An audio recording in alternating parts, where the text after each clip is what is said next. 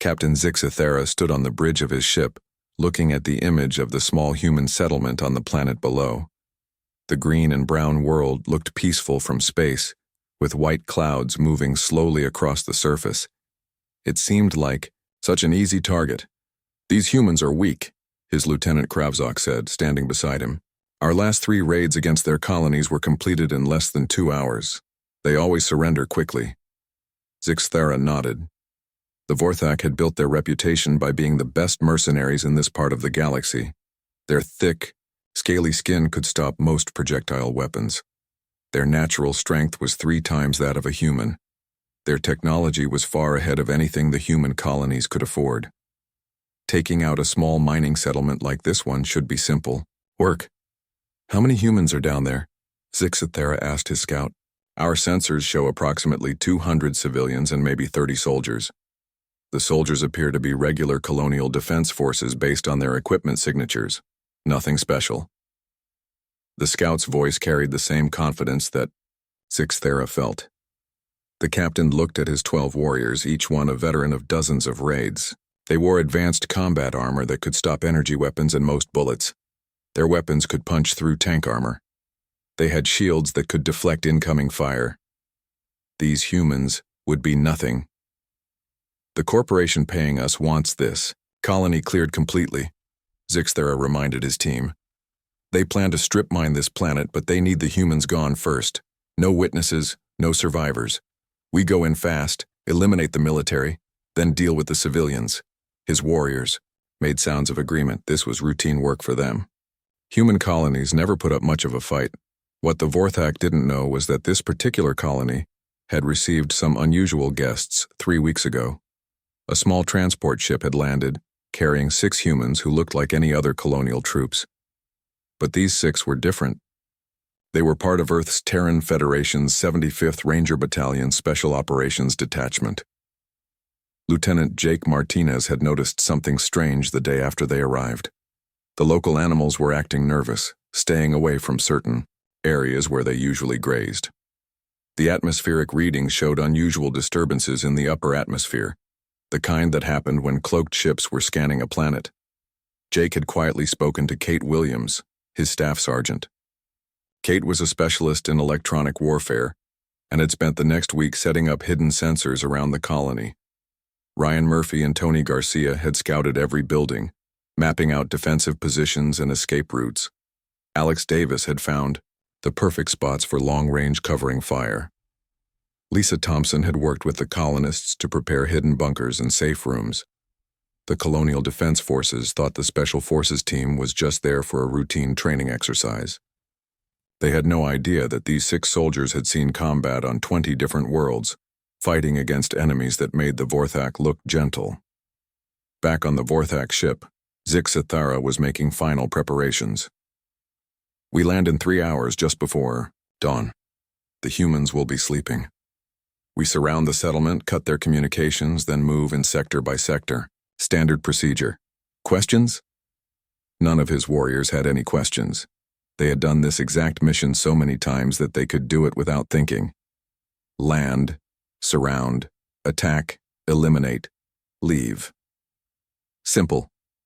"Captain," the ship's pilot said, "we're detecting some unusual energy patterns from the planet's surface." Zixithera looked at the readouts. "What kind of patterns?" "It's hard to tell. They're very faint, almost like sensor ghosts. Probably just interference from the planet's magnetic field." The captain dismissed the readings with a wave of his hand.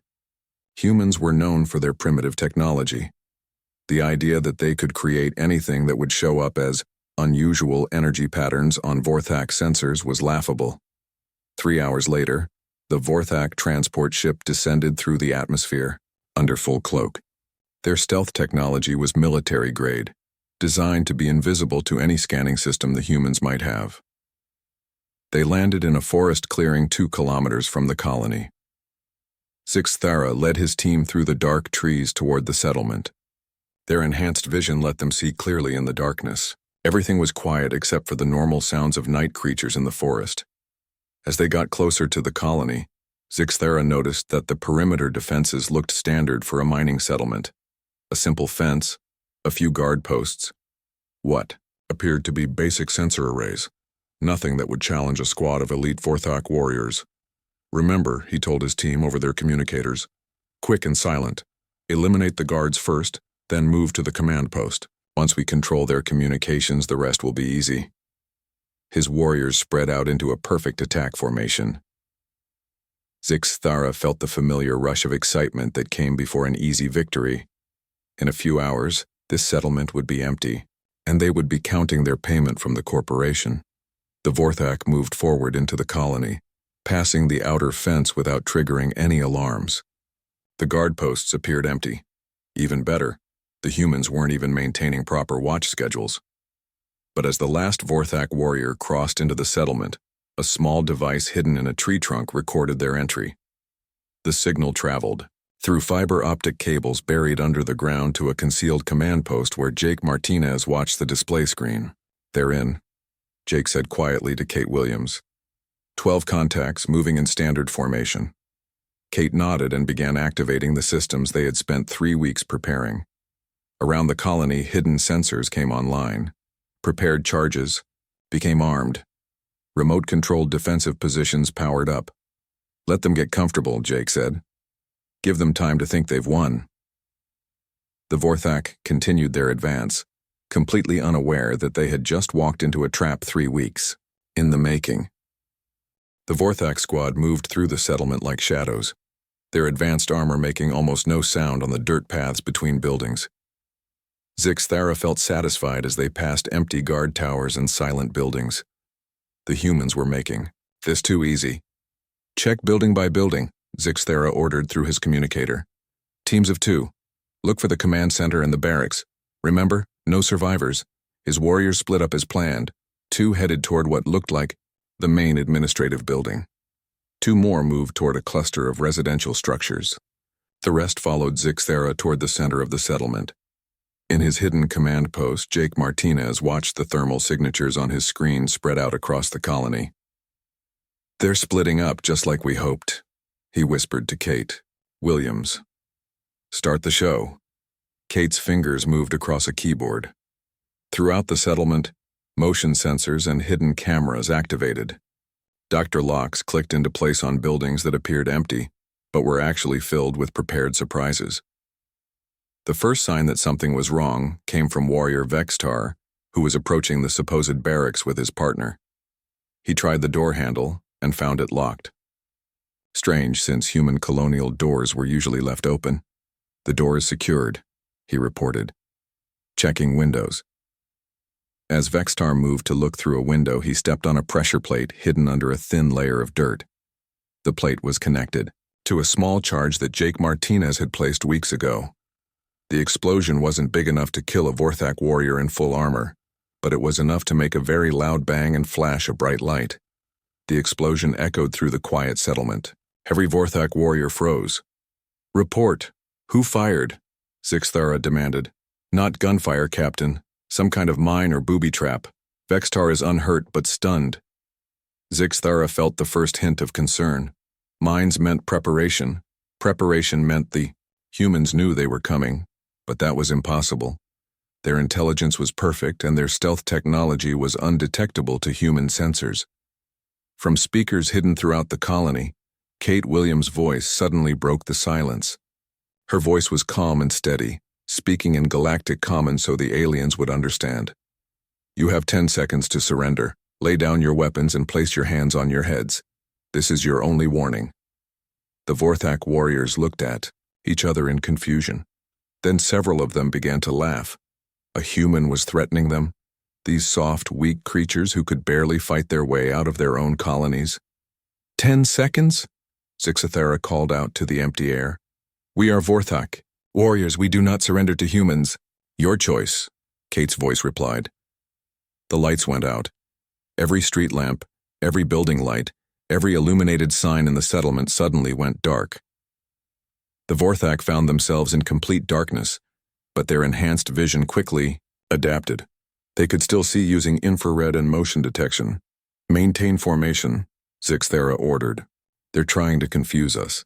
Human night vision is terrible, we still have the advantage." But then the shooting started. The first shot came from Ryan Murphy, positioned in a building the Vorthak had already passed. He fired a single round from a sound-suppressed rifle, hitting warrior Lockmar in the gap between his armor plates at the base of his neck. The Vorthak dropped without making a sound. By the time his partner turned around, Ryan was gone, moving through passages he had prepared weeks ago between the buildings. "Lockmar is down," the partner shouted. "I see no shooter." More shots followed. Alex Davis, positioned on a rooftop with perfect sight lines across the settlement, began picking off targets. Each shot was carefully placed, aimed at weak points, in Vorthak armor that human intelligence had identified years ago. But what really confused the Vorthak was that they couldn't see the humans. Their thermal vision showed hotspots where shots had come from, but by the time they looked, nothing was there. The humans were using adaptive camouflage suits that changed temperature to match their surroundings. "Where are they?" Vextar shouted, spinning in circles as his teammate fell beside him. "I can't see them." Tony Garcia emerged from a hidden tunnel entrance right behind another Vorthak warrior. The alien was looking the wrong way, scanning building windows for snipers. Tony moved fast and quiet, using a combat knife to disable the warrior's armor systems before the alien even knew he was there. Zixithara watched his warriors fall one by one, killed by enemies he couldn't see. His advanced sensors showed heat, signatures, and motion, but every time he aimed his weapon, there was nothing there. The humans were like ghosts. "Fall back to the center of the settlement," he ordered. "Defensive circle." As his remaining warriors moved toward the town square, Zixithara tried to understand what was happening. These weren't normal human colonial troops. Normal humans didn't fight like this. Normal humans didn't have equipment that could hide them from Vorthak sensors. In the town square, the 6 surviving Vorthak warriors formed a circle, weapons pointed outward. Zixithara activated his communicator to call their ship for emergency extraction. Nothing happened. His communicator was dead. "Sir, all communications are jammed," reported his technical specialist. "Something is blocking our signals." Lisa Thompson, hidden in a maintenance tunnel beneath the square, smiled as she watched the readouts on her electronic warfare equipment. She had been blocking their communications since the moment they entered the settlement. Suddenly, the ground beneath 2 of the Vorthak warriors exploded. Jake Martinez and Kate Williams emerged from hidden tunnels, firing as they moved. The aliens tried to return fire, but the humans rolled behind cover before the energy bolts could reach them. "What are these humans?" one of the Vorthak shouted. "They fight like demons." Zixithara was beginning to understand. These weren't colonial troops. These were something else, something the Vorthak intelligence reports had never mentioned. Professional soldiers. Elite soldiers. As another of his warriors fell to a precisely placed shot from Alex Davis, Zixithara realized the truth. The Vorthak weren't the hunters in this situation. They were the prey. 4 Vorthak warriors remained alive in the town square, standing back to back in a tight circle. Zixithara looked around desperately, trying to spot the humans who were killing his squad. His warriors were supposed to be the best fighters in the galaxy, but they were being picked off like children. "Captain, we need to move," his technical specialist urged. "We're exposed here." "Move where?" Zixithara snarled. "They're everywhere." From the shadows between 2 buildings, Ryan Murphy watched the aliens through his scope. He had already taken out 3 Vorthak warriors by moving through the tunnel system that connected most of the buildings. The humans had spent weeks preparing these passages, cutting through walls and floors to create a network of hidden routes. Ryan spoke quietly into his radio. "Target is the one with the extra antenna on his helmet. That's their communications expert." "Copy," Alex Davis replied from his sniper position. Taking the shot, the bullet traveled across the settlement and hit the technical specialist in the head, right between his armor plates. The Vorthak dropped immediately. 3 left, Jake Martinez said over the radio. Moving to Phase 2, Jake and Kate Williams began their assault on the remaining aliens. They didn't try to hide anymore. Instead, they moved from cover to cover, forcing the Vorthak to turn and fire in different directions. Every time the aliens aimed their energy weapons, the humans had already moved. Lisa Thompson watched the aliens through hidden cameras placed throughout the settlement. She controlled the explosives they had planted in every building. As the Vorthak tried to take cover behind a water tank, she triggered charges that destroyed their hiding spot. "They're using the buildings against us," one of the warriors shouted. "Every structure is rigged." Zixthara was beginning to panic. His energy shields could stop some bullets, but these humans were using weapons and tactics his shields weren't designed for. They shot from unexpected angles, used explosives to flush him out of cover, and seemed to know exactly where he would move next. Tony Garcia appeared suddenly from a doorway behind the aliens. He threw a flash grenade that exploded with blinding light. While the Vorthak were stunned, Tony moved in with his knife, targeting the joints in their armor where the power systems were located. One of the warriors managed to turn and fire his energy weapon at Tony. The blast missed by inches, but the heat singed Tony's equipment. He rolled behind cover and spoke into his radio. "These energy weapons pack a punch. Good thing they can't aim worth anything. Their targeting systems work fine," Jake replied. "They're just not used to fighting enemies who move like we do." The truth was that Vorthak warriors were trained to fight other aliens who used similar tactics. Most species in the galaxy fought in organized formations with heavy weapons and energy shields. They weren't prepared for humans who used stealth, speed, and the environment itself as weapons. As the hours passed, the remaining Vorthak grew more desperate. They had lost most of their equipment when their technical specialist died.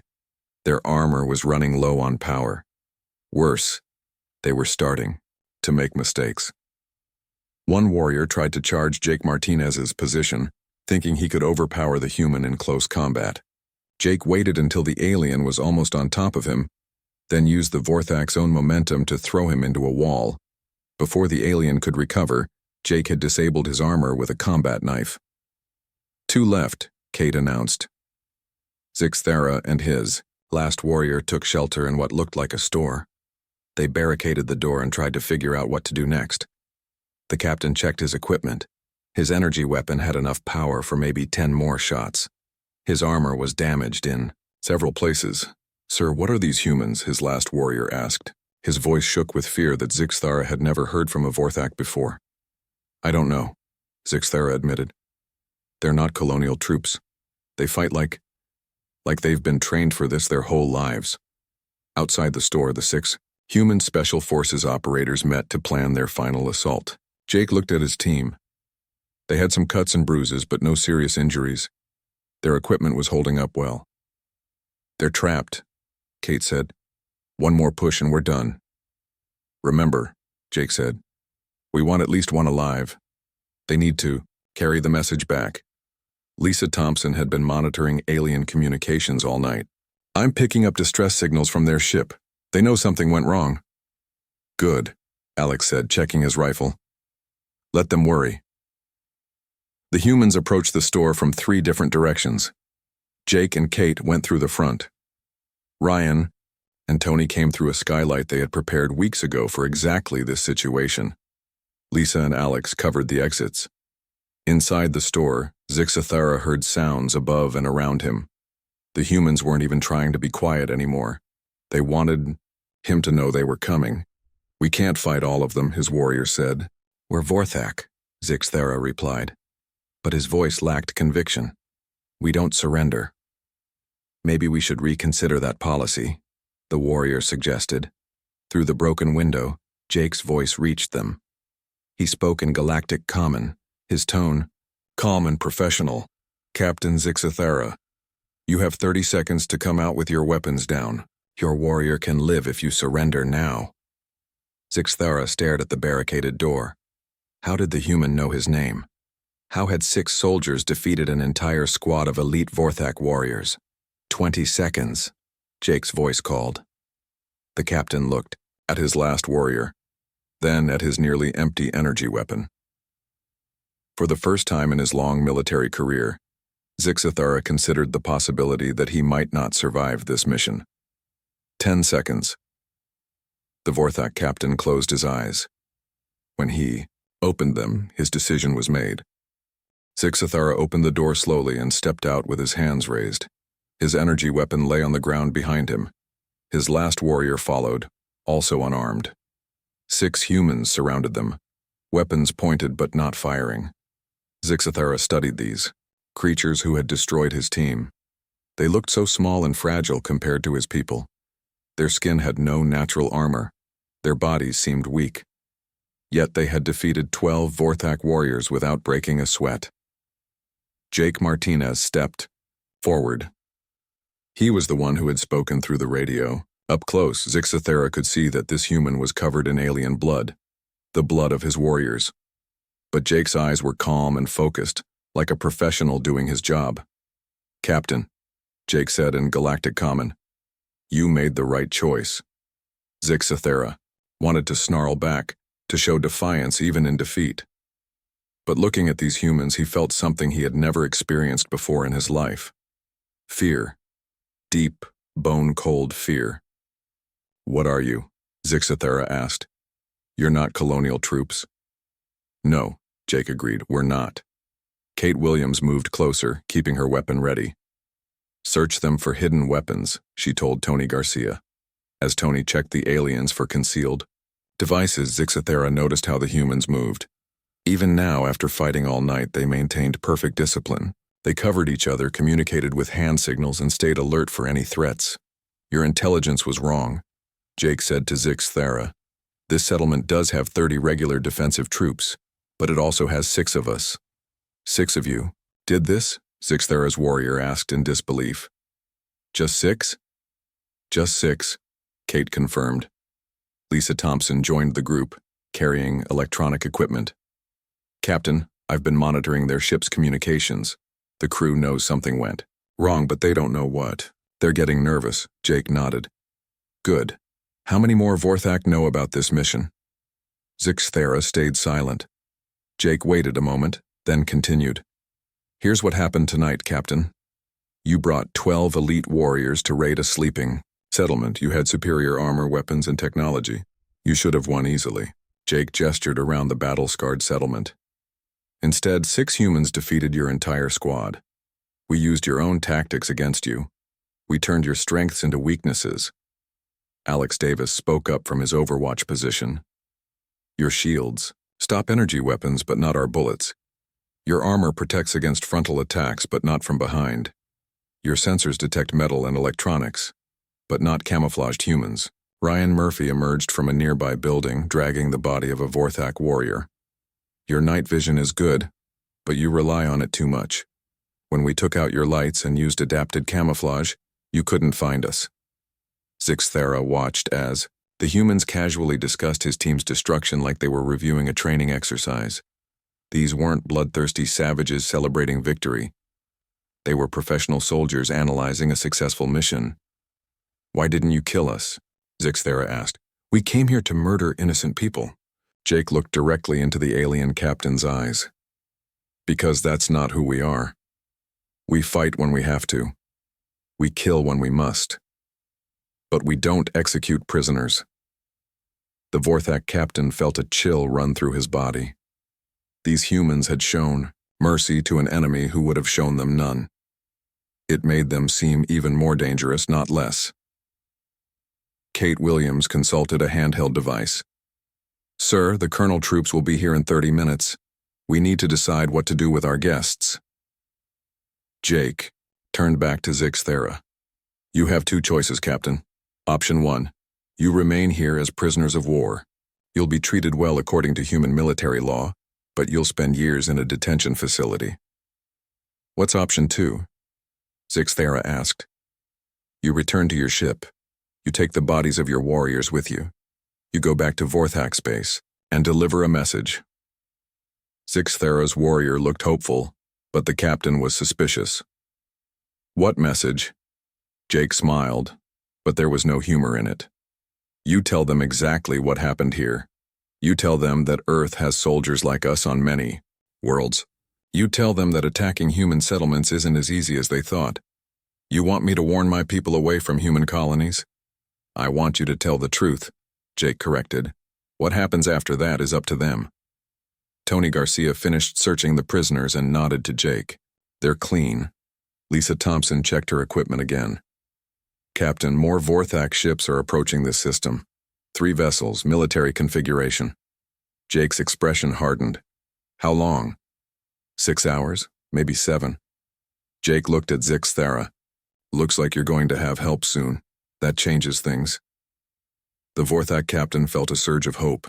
Rescue ships. His superiors had sent backup when his team failed to report in. But Jake's next words crushed that hope. Kate, send a message to command. Tell them we need immediate reinforcement. Full battle group, all available special forces units.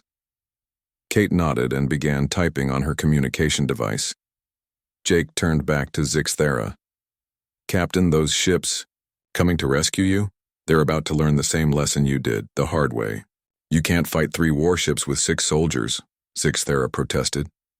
Jake smiled again, and this time there was humor in it. Dark humor. Captain, you thought you could raid this settlement with 12 warriors. How did that work out? The alien? Captain had no answer. Take your warrior and go, Jake said. Collect your dead, return to your ship. Get out of the system before those other ships arrive. Why are you letting us go?